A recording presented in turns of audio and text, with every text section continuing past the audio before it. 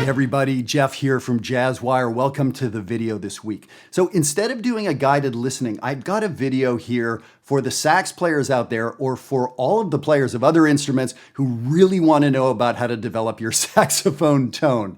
It is actually kind of interesting. I'm always fascinated in how other instruments, instrumentalists, vocalists, how they work on what they work on, because it informs what I do on saxophone. So you may be interested. So this is something I did for all the sax players inside JazzWire, a couple hundred sax players from around the world working together inside JazzWire. And one of the questions was, Jeff, what do you do? I know what you teach, but like literally, Jeff, what do you do every day when you pick up your saxophone?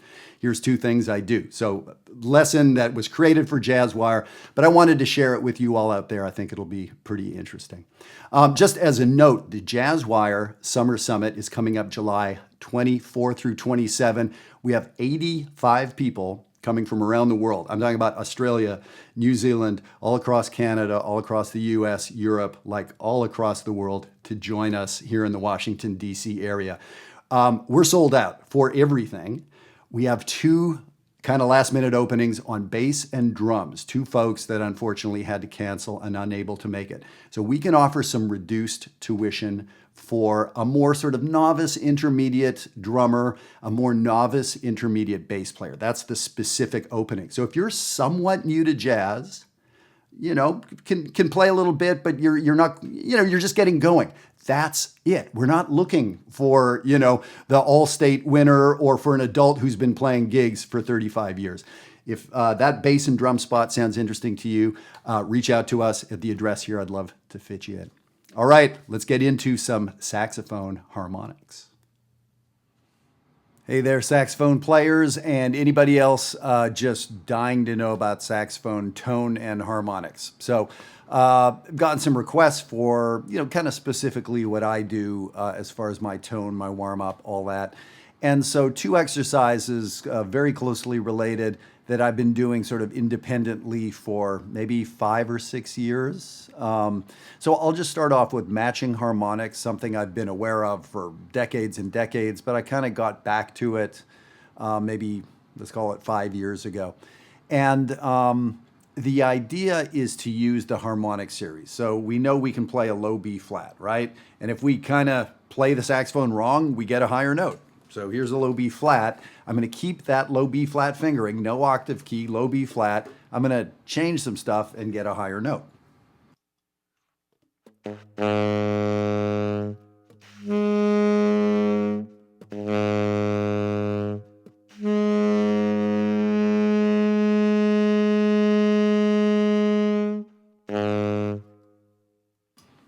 Okay, so I consciously didn't warm up today. I haven't played in at least 2 days. I flew from Canada yesterday and haven't played today. And I didn't really play, maybe I played half an hour the day before. I'm not remotely warmed up. I did not warm up for this exercise on warming up.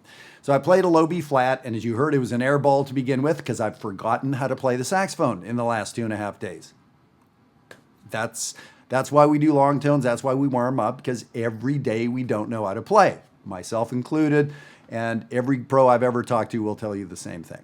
Okay, so that low B flat. And then I did some things and I got the first overtone. So in other words, a note an octave above that came out, the overtone series. And so I was aware of some faster air. I was aware of engaging my abdomen, meaning moving my belly button back towards my spine or feeling like I'm going to take a punch. There are people who are more expert at talking about tongue position and this and that. And that's all great. Like, do find out about that. But the biggest thing I can say is try some stuff. The one thing I don't want you to do is bite on the mouthpiece to get the high notes, which you can do. That's not helpful. So don't do that. Do anything but that. Lower your shoulders, all those yoga things you've been told. Feel yourself sinking into the ground, all that kind of stuff. So we can get the low note, then we get an octave. The next note above that is a fifth. So if I'm fingering low B flat, I now get, without changing fingering, I get a B flat on the third line. And if I do that next thing, I get an F on the top line.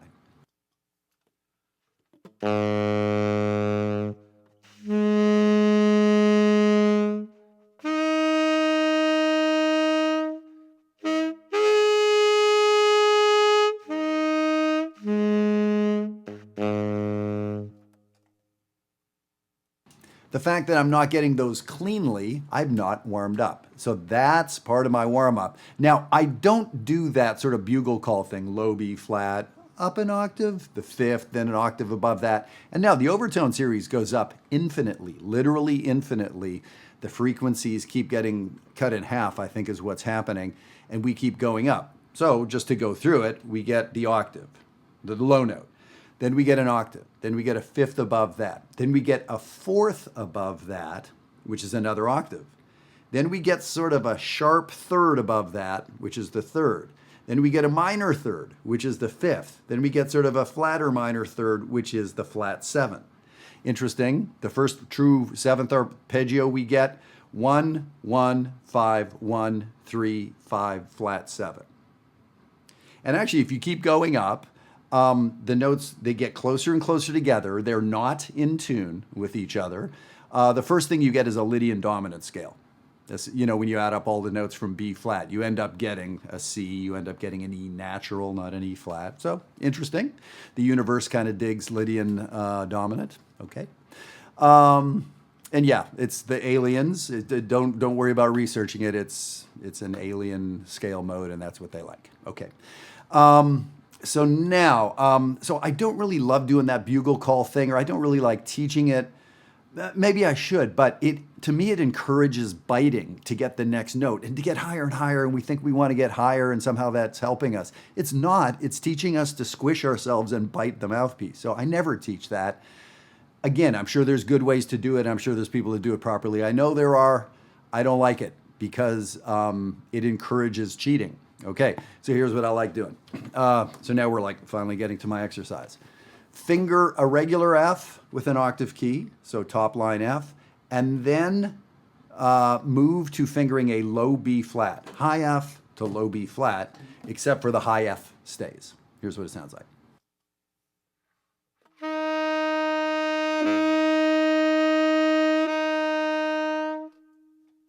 So you just heard me play F, F, F. So I played regular F fingering with the octave key, then I played a low B flat with no octave key, but kept the second harmonic coming out, and then regular F. And that's it. And I do that 50 or 60 times back and forth, always really slowly.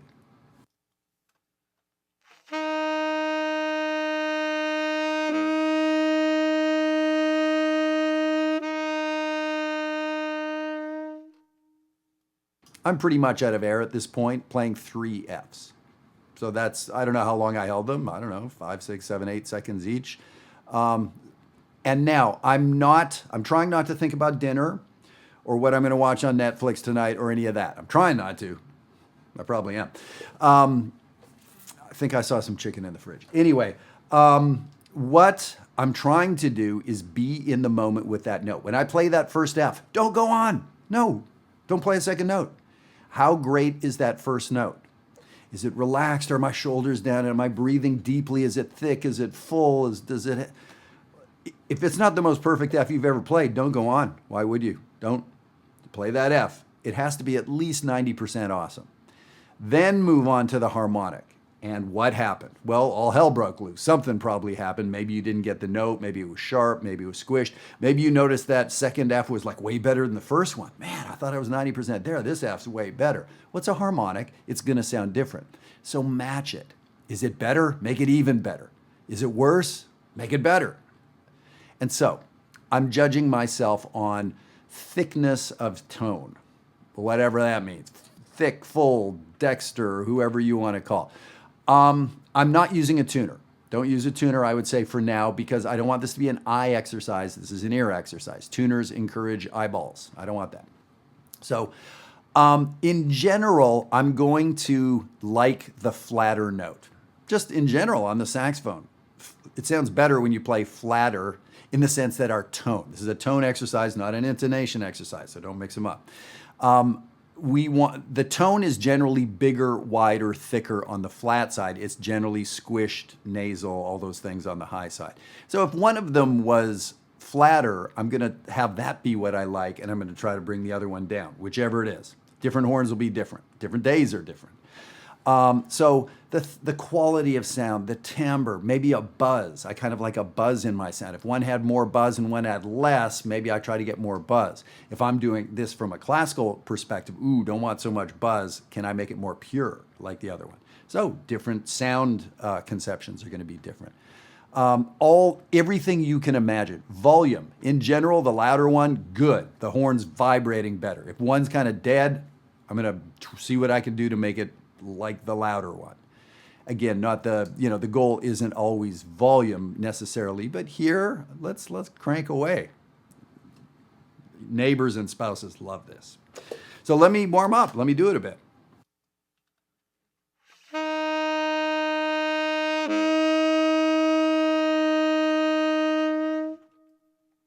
I don't know if you heard it. I played the first one. The harmonic was a little sharper.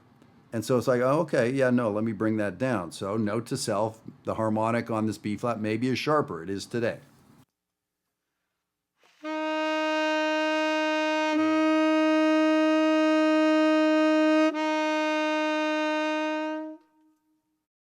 So it didn't start out sharp. I was aware of that. And when I moved to the harmonic, I made sure to just, first of all, don't tense up, which maybe I did in the first place. It's not that it was sharper. I just made it sharper.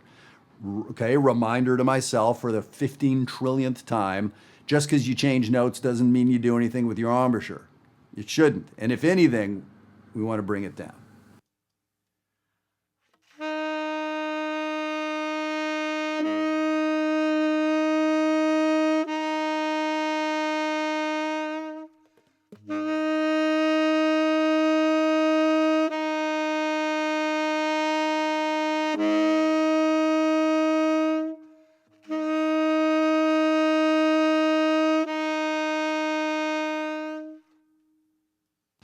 Okay, I'm noticing I don't know, like a little warble in the sound, or maybe I feel my lower lip moving. Now, I'm out of shape. I mean, I haven't played in a couple of days, so it's like too much tension, not enough support. I don't know. I'm going to keep doing it.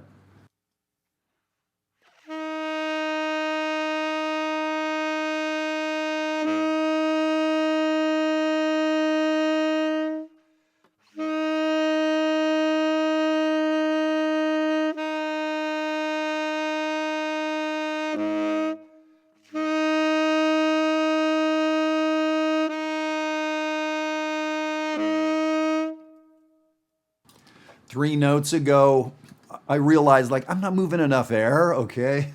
So honestly, I would do this for whatever length of time I did, at least twice that long. I don't even feel like I'm getting it. I'm not there, I'm not relaxed, it's not singing. I'm not there yet.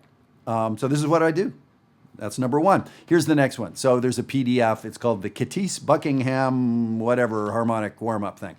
So I was aware of Katis from Facebook. Like he was somebody I got to know, and I didn't really know the name. I didn't know if he was a pro. I didn't know if he lived in Maryland or where. Found out like, oh, he's a pro. He's a studio guy in LA. And so it's like, oh, that's interesting. So I click and listen to some stuff. He's blasting great. So Katis and I become Facebook friends. And I met him at the NAMM show, NAMM, National Association of Music Merchants, I think it is. Was it right before COVID happened, whenever it is, 2019 or something? Well, so what it is I'm at the Dario Reed's booth, Rico Reed's, and there's a guy, he's just kind of he's not like on some big stage or whatever, he's just like sort of standing there playing. And it's like, geez, like what a great sound this guy has. I don't know if he's trying a mouthpiece or if he's like demoing or whatever. There's some folks standing around listening, but there's a good guy playing, so they're standing around.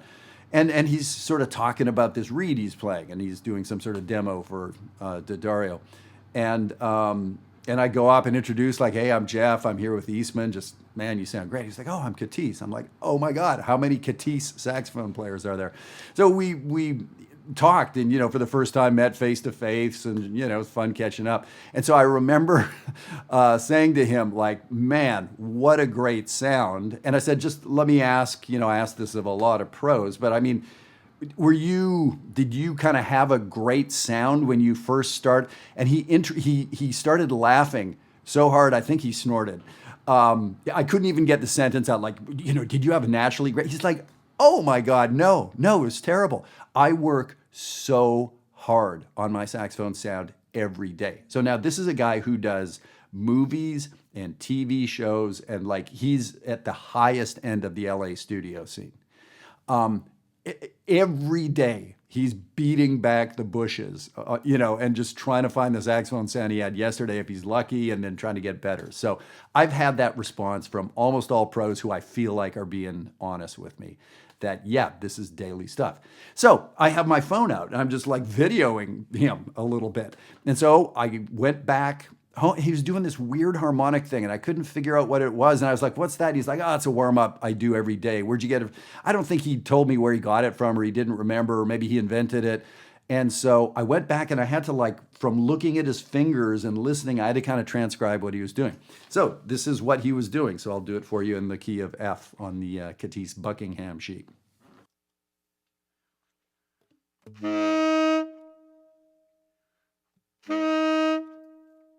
Okay, so when I first hit it, right, I got all these harmonics because I wasn't ready.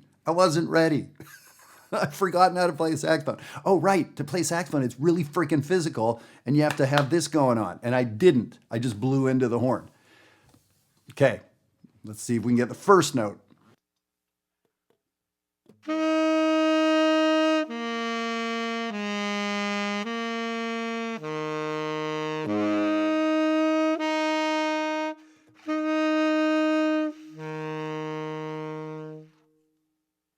Okay, I'm out of shape enough that I can't even make it through the exercise in one breath. Let me try again.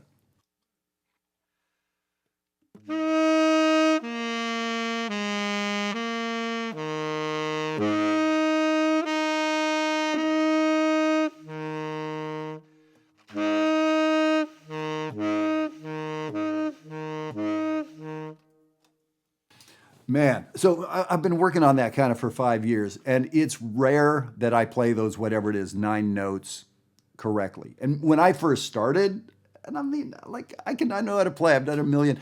I couldn't even get close to playing the 9 notes. Just hitting the first note. The jump down is tricky for me.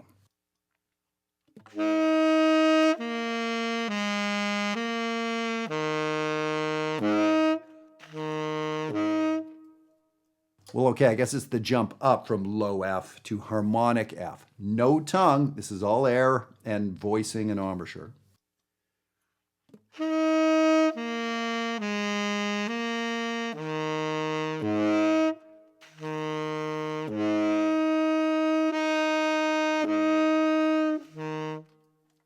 And then I think the hardest one is the last 2 notes. Harmonic F down to regular F without a little delay. There's always a little delay, at least for me in this key. Okay, so now you can see exercise number 2. Now here's the thing. You don't have to go on to exercise number 2 for a year. Honestly, not for a year. I don't know if I did. What's the point? You're not even close to playing exercise 1. At least I'm not. So why go on to exercise number 2? Well, because it's different. So let me play exercise number 2. It's the exact same thing, but now I'm fingering low B natural. So now in a sense, I'm playing this starting on F sharp, or maybe if you think about it in the key of B major. That's sort of, I kind of think like I'm playing 5, 2, 1, 2, 5, 5, 5, 5, 5. In a way, I kind of imagine it's that, but you could think of it in the key of F sharp, whatever.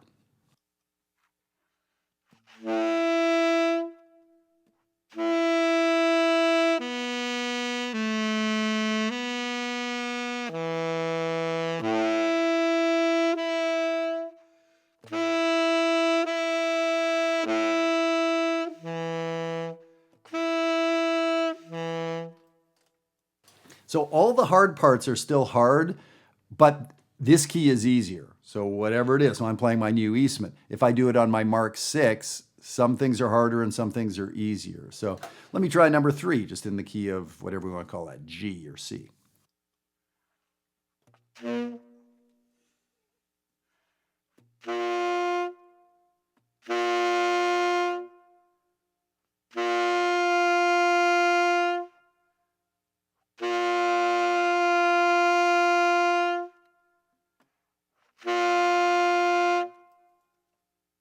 Is that 5 or 6 tries? I don't have it yet.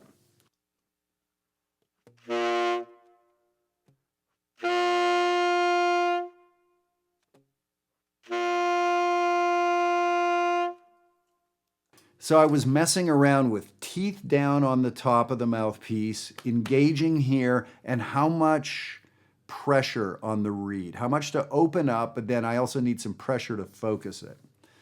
And then again, there are folks that, think a lot about sort of how they voice things in the back. I'm not expert on that. I probably should be.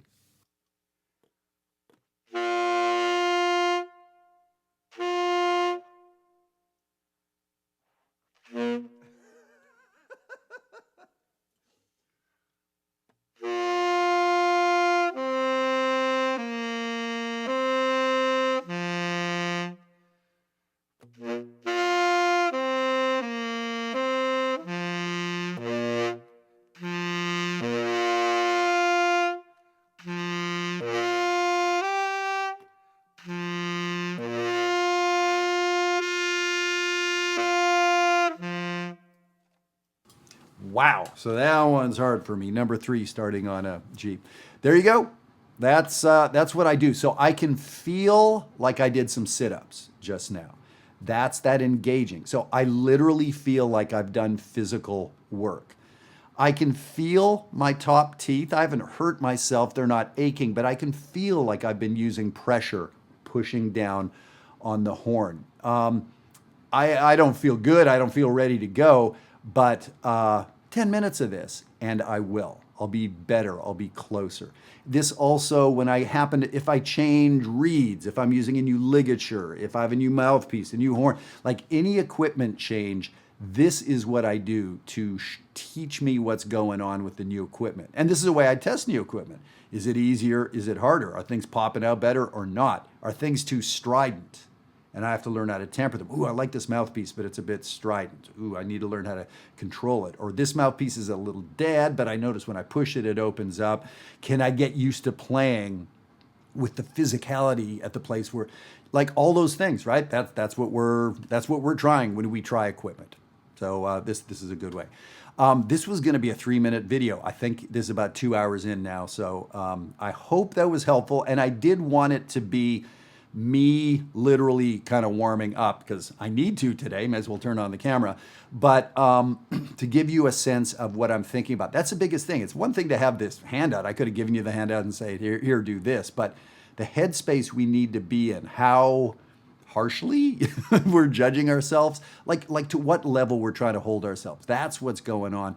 And then how dynamic it is in the sense of change, not dynamics louder and softer necessarily, but dynamics like it's rare that I play a note that doesn't need to change. That's perfect, right? If I play 5 perfect notes in a row, I guess I'm warmed up.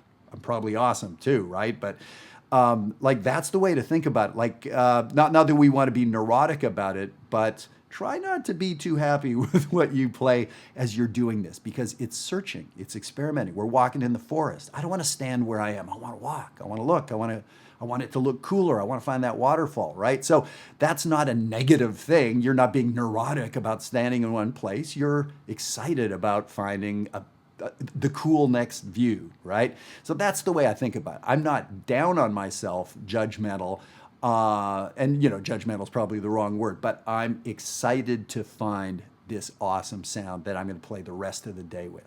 And now tomorrow, probably not so much. Let's start again. And you do that every day until you pass on to the next plane. I don't know what happens out there. I'm almost certain there's saxophones though. Okay, let's leave it there. Hopefully that was helpful. And of course, let's get the discussion rolling. Thanks.